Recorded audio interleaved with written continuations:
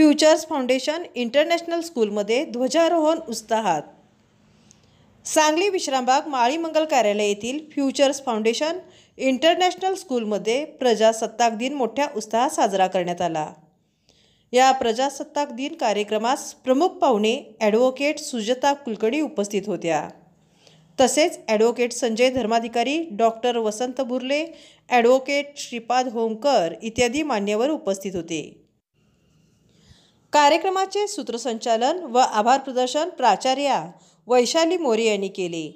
शाळेतील बालचिमुकल्यांनी राष्ट्रीय नेत्यांची भूमिका बजावली। तसेच काही विद्यार्थ्यांनी देशभक्तीपर गीते गायली व देशभक्तीपर नृत्य सादर केले। काही विद्यार्थ्यांनी देशभक्तीपर भाषणेही सादर केली।